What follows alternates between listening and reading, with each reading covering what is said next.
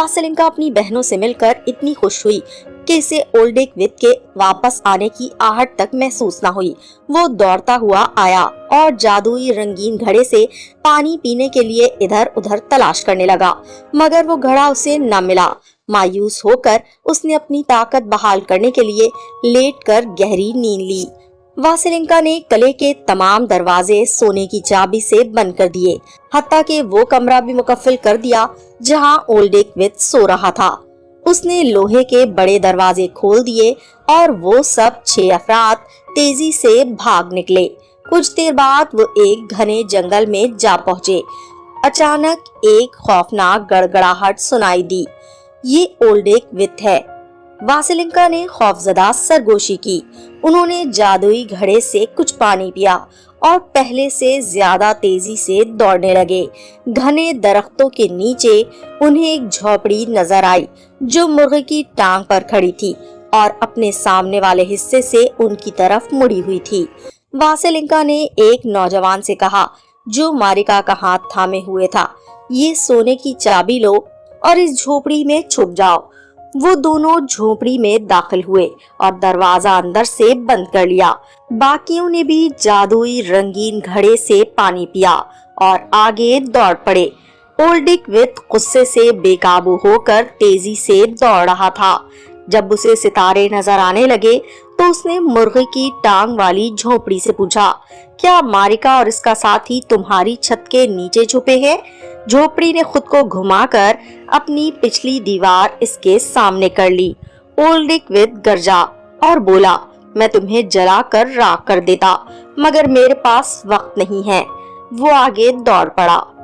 तेज हवा चलने लगी। वासिलिंका और उसके साथी भागते रहे और अचानक उनके सामने एक झोपड़ी आई जो बत्तख की टांगों पर खड़ी थी। वासिलिंका ने गनोशिया का हाथ थामे लड़के की तरफ देखा और कहा, ये सोने की चाबी लो और इस झोपड़ी में छुप जाओ। वो दोनों फौरन अंदर कूद गए और दरवाजा बंद कर लिया।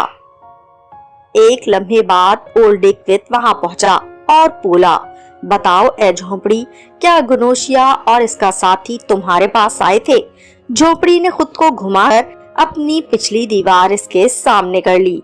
काश वक्त होता तो मैं तुम्हें जलाकर राख कर देता, मगर अभी मुझे उन्हें पकड़कर समंदर में डुबोना है। वासिलिंका और इसका साथी फिर जादुई घड़े से पानी पीकर अपनी पूरी कुव्वत से दौड़ने लगे। दौड़ते दौड़ते उन्हें एक और झोपड़ी नजर आई जो हंस की टांगों पर खड़ी थी। वासिलिंका ने जल्दी से अपने साथी को खींचा और अंदर झोपड़ी के छुप गए और दरवाजा सोने की चाबी से बंद कर लिया और अंदर बिल्कुल खामोशी छा गई। ओल्डेक विद वहां पहुंचा और बोला, ए झोपड़ी, बताओ क्या वासिलिंका और इसका साथी तुम्हारे पास आए थे? झोपड़ी ने खुद को घुमाकर अपनी पिछली दीवार इसके सामने कर ली। अगर मैं इतनी जल्दी में ना होता तो तुम्हें जला देता, मगर अब मुझे उन्हें पकड़कर समंदर में गर्क करना है। ओल्डेक विद आगे दौड़ता रहा यहाँ तक कि वो नीले समंदर के किनारे जा पहुँचा। वहाँ रुककर इधर उधर नजर दौड़ाई, मगर उसे कोई दिखाई न दिया। उसे बहुत गुस्सा आया। वो शदीद गुस्से से फट पड़ा और खत्म हो गया और तीनों बहनों ने इन्हीं नौजवानों से शादी कर ली जिनके साथ उन्होंने झोपड़ी में पनाह ली थी। वो सब गरीब किसान से जाकर मिले और किसान को जादुई रंगीन घड़े के बारे में बताया और रंगीन जादुई घड़े से रंग रंग के खाने बनने शुरू हो गए और इन सब लोगों ने सैर होकर खाया और हंसी खुशी जिंदगी गुजारने लगे।